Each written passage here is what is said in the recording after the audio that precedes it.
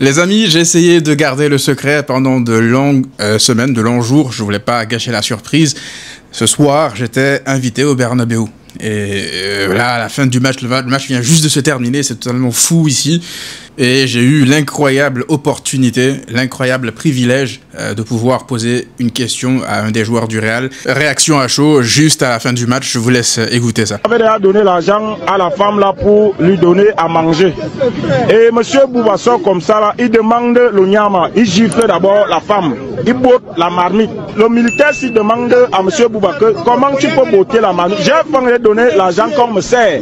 Comment tu peux faire ça? Il gifle le militaire. C'est comme ça que le militaire acclame donc monsieur Bouba. Les gens sont donc venus pour intervenir. Que comment tu peux tuer comme ça? C'est comme ça donc que le massacre commence. Ouais, voilà. Donc, effectivement, comme l'a dit Vinicius, c'est comme ça que le massacre commence. Vous voyez un peu, voilà, c'était un match compliqué. La réaction de Vinicius, elle est à chaud. C'est logique qu'ils disent tout ça. Et la vérité, les amis, si on doit être un peu plus sérieux, quel match quand même horrible auquel on a assisté. C'est la pire remontada de l'histoire. La pire remontada de l'histoire. On nous a dit ici, 90 minutes au Bernabéu, c'est extrêmement long. Ouais, c'est très long. C'est très long pour nos yeux. Ce qu'on a vu ce soir, là, c'est une purge. Et c'est pas uniquement à cause d'Arsenal, parce qu'Arsenal, ils ont un score à protéger, mais s'il vous plaît, on vous donne le ballon pendant 70 minutes, faites-en quelque chose, faites-en quelque chose. Ce qui s'est passé ce soir, c'est ce qui aurait dû se passer contre le Real Madrid pendant de longues semaines depuis le début de la saison, parce que c'est ignoble depuis le début de la saison. Ils ont un niveau de jeu exécrable, et ils le savent.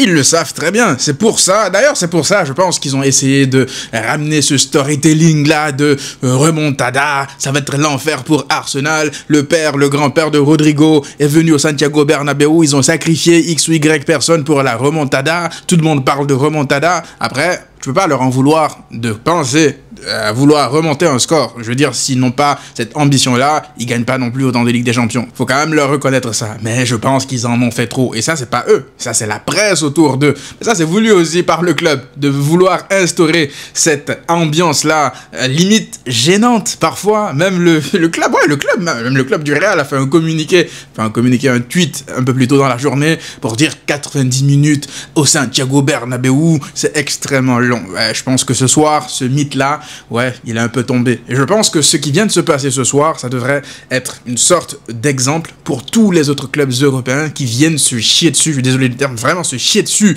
au Santiago Bernabéu, juste à cause de l'aura de ce stade, à cause de l'aura du Real Madrid. Le Real Madrid est une équipe footballistiquement qui a beaucoup de limites, et ça ne commence pas aujourd'hui.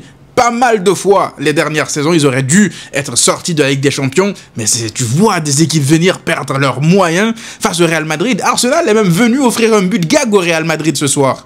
À aucun moment, j'ai senti cette équipe-là paniquer, être submergée par les émotions, être dépassée, être intimidée par l'ambiance du Bernabéu.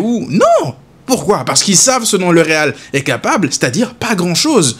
Ils ont laissé le ballon au Real Madrid, ils ne savaient rien faire à part essayer de balancer des ballons de la surface de réparation et espérer des pénaltys, espérer de second ballon. Il n'y avait aucune construction du jeu. Et ça, c'est l'histoire du Real Madrid. Donc moi, j'en avais marre à chaque fois d'entendre des chroniqueurs partout.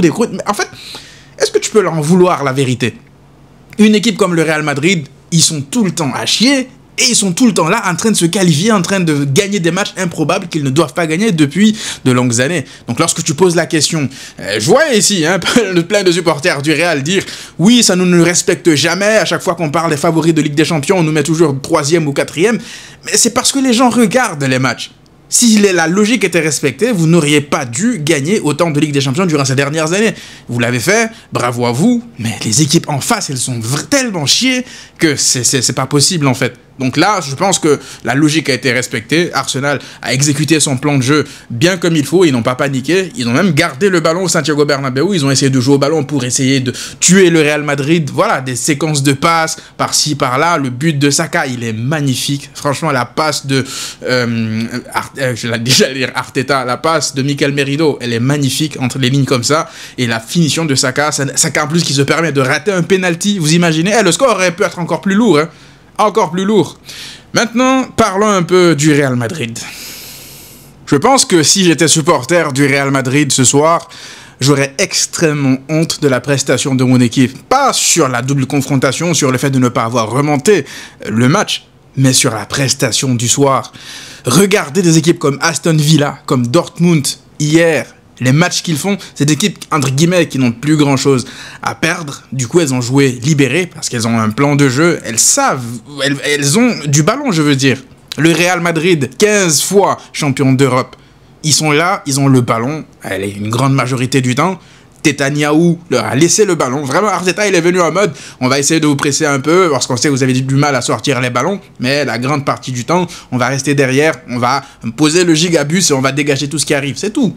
Ils n'ont même pas, en fait, joué sale, essayé de donner des coups. Non, ils se sont contentés de défendre et le Real Madrid a été incapable de produire quoi que ce soit. Heureusement que Bellingham ne joue pas ce soir. Heureusement que Mbappé, Vinicius, Rodrigo étaient suspendus, tous suspendus ce soir. Ah non, ils étaient là, ok. En fait, ouais, ils étaient là. Ils étaient là, mais qui a vu Bellingham ce soir? Qui a vu Bellingham ce soir? Peut-être qu'il en a profité du fait que le toit soit fermé pour se cacher. Parce que moi, je ne l'ai pas vu. Est-ce que quelqu'un l'a vu faire une bonne action durant ce match? 0. Vinicius, heureusement qu'Arsenal lui offre un but gag. Parce que lui aussi, à part aller s'empaler sur les joueurs d'Arsenal, 0. Kylian Mbappé, Kylian Magbon-Lahore. Quel match! Quel match, Kylian! C'est pas comme ça, faut aller chercher des pénaux, ouais, lui, c'est vraiment son idole, hein. Lui, il joue comme son idole. On cherche des pénaux à tout va, on essaye de tout le temps tomber, on cherche la petite faute par-ci, par-là, mais quand il s'agit de vraiment décider des matchs, je pense que c'est ce qu'il avait dit il y a à peine quelques semaines en arrière, qu'il est temps de décider, enfin, il est prêt, il a fini la période d'adaptation, maintenant je décide des matchs. C'est pas ce qu'il avait dit? Toujours pas. Donc ça sera une nouvelle Ligue des Champions que Mbappé, ne gagnera pas. Ça a commencé à être long quand même, hein. Il s'en va sur ses 27 ans, pas de Ballon d'Or, pas de Ligue des Champions. Il peut remercier franchement son début de carrière, hein, avec la Coupe du Monde de la France et tout, parce que je pense qu'il est toujours en train de manger sur ça. Au début, il était vraiment chaud, quand même, faut pas non plus réécrire l'histoire, il était vraiment, vraiment chaud, il faisait peur jusqu'en 2022. Mais là, ouais... Maintenant, connaissant le Real Madrid, cette élimination peut avoir des conséquences lourdes sur leur fin de saison. On sait, on connaît cette équipe. Moi, en tout cas, je la connais. Le Real Madrid, c'est une équipe qui vit avec l'essence de la Ligue des Champions. Lorsqu'ils sont éliminés en règle générale de la Ligue des Champions, c'est très rare, surtout lorsqu'ils ont des points en retard en Liga, qui continuent comme ça à se battre comme des morts de faim à chaque journée de Liga pour essayer de ne pas se faire distancer. Parce que là, ils jouent pas pour repasser devant ou en tout cas recoller. Là, ils jouent pour ne pas se faire distancer. Donc, c'est un tout autre défi. On verra comment ils vont réagir par rapport à ça, mais mentalement, là, ils ont pris un giga coup derrière la tête. Toute cette ambiance remontada qu'ils ont voulu instaurer, tout ça pour sortir la prestation qu'ils ont sortie ce soir, c'est aussi pour eux une sorte de reality check, de se dire, hey, on n'est pas ces gars-là, on n'est plus ces gars-là. Moi, le Real Madrid de la saison dernière, même de la saison d'avant, ils auraient pu rendre ce match irrationnel, rentrer dans de la magie noire, faire des trucs que tu peux pas expliquer. Ils ont failli le faire avec la passe de Raya pour Saliba. On se l'explique toujours comment ils font pour marquer des buts de gag comme ça à chaque fois. Mais derrière, tu sens pas cette magie-là. C'est comme si elle a disparu. Est-ce qu'ils ont mis aussi tout l'argent de l'arbitrage dans le salaire de Mbappé? Je sais pas. Mais en tout cas, là, c'est compliqué. Bref, pour le Barça, c'est quelque chose de positif, même si beaucoup pourraient penser que oui, vu qu'ils sont éliminés, ils vont se concentrer à 100% sur la Liga.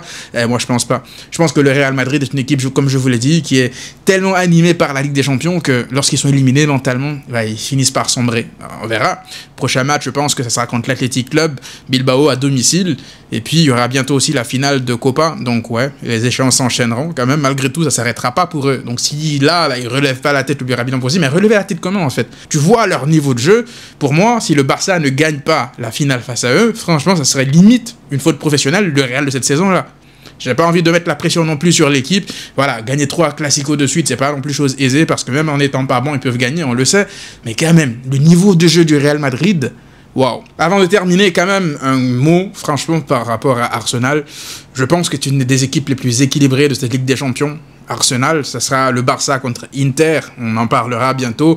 Mais Arsenal, PSG, Arsenal, Waouh, quelle sacrée équipe, hein. Sacrée équipe. Ils savent défendre, ils savent poser le pied sur le ballon, ils savent jouer sur attaque placée, sur les coups de pied arrêtés. Ça va être un gros morceau hein, pour le PSG. Le Barça et le PSG qui se voient en finale, c'est pas fait, hein, c'est pas fait. Il y a de gros morceaux en face, ça va être de belles demi-finales. Franchement, ça fait longtemps que on n'a pas vu un dernier carré avec des équipes homogènes, avec un niveau aussi élevé.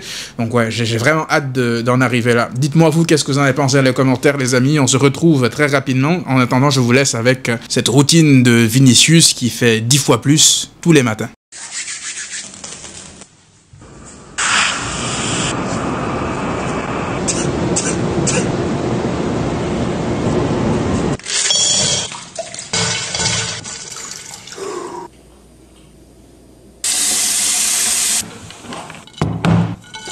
So looking at it, bro, we got to go ahead and get in at least 10,000.